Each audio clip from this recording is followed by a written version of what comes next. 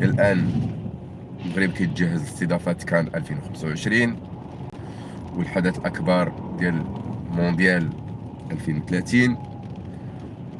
ووسط هاد الشيء كلشي هناك مجموعه من الاستحقاقات الرياضيه. المغرب يعمل في جميع الاتجاهات ويشتغل بالامكانيات ديالو الذاتيه بمساعده مجموعه ديال الدول الصديقه والحبيبه اللي كنكنوا لها كل الاحترام. والعديان راهم كيتفرقعوا وكيتفقسوا غير بوحدهم. الله يدوم عليهم فقسه والله يدوم علينا حنا فرح وسعاده، وكل نهار كنفيقوا على الجديد.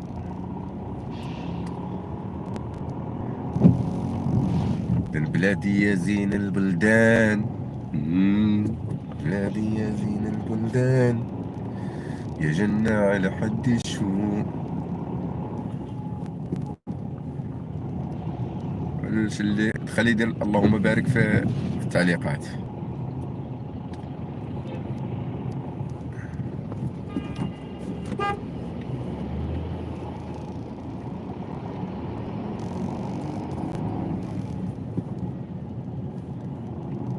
كيف جاكم الدخله ديال الدار البيضاء؟ كيف جاكم المدخل ديال مدينه الدار البيضاء؟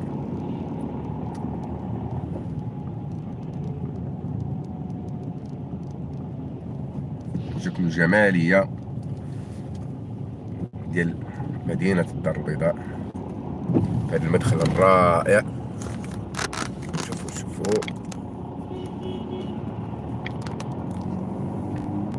المساحات الخضراء تغطي كل شبر من الجوانب ديال الطريق. إذن هنا السبب ديال هذا الزحام هو ربما كاينه شي حادثه سير، اللهم الطف، نتمناه اخيرا.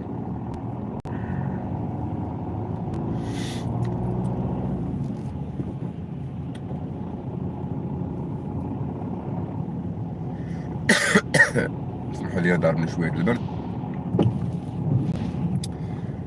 لكن كنحاول نقول لكم هاد الاجواء ديال المطار، الاجواء ديال الشتاء.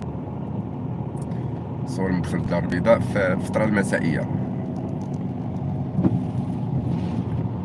دابا راه مازال ما طاحت الشمس، ولكن نظرا للغيوم كثيره كيبان لنا وكأنها طاحت الشمس. مازال ما طاحت الشمس، يعني مازال ما وصل وقت المغرب باش غتشعل الاضواء، يعني بقى واحد نص ساعه تقريبا.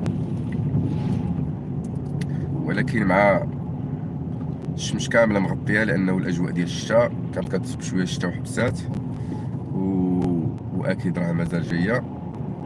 يعني غنشوفوا في اي لحظه تشوفوا الشتاء كطيح.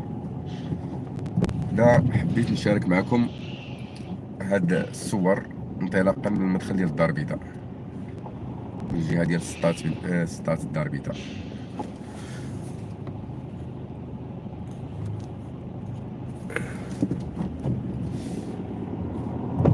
كما كتشوفوا الصور،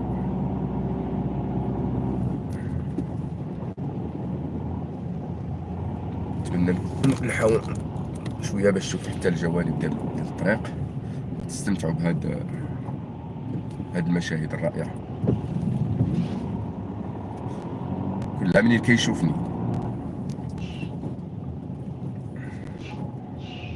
انا كنعرف ان مجموعه ديال المشتركين هنا هما من مصر الحبيبه. الا كان شي واحد مصري يدير شي اشاره، يدير شي جيم باش يبان عندي، لان اكثريه الناس تقريبا نصف المشتركين هم من مصر ومحبي نادي الزمالك.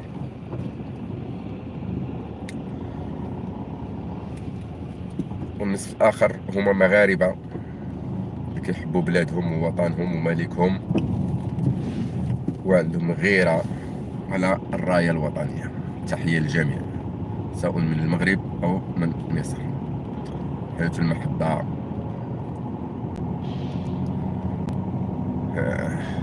واش كيوصل الصوت؟ كيوصل الصوت؟ ما عرفتش الصوت كيوصل ولا ما كيوصلش. انا نطلق اللايف وانا في السياره، والله ما عرفت حتى واش كاين الامكانيه ديال كتابه الرسائل او لا ما كايناش، ما عرفتش.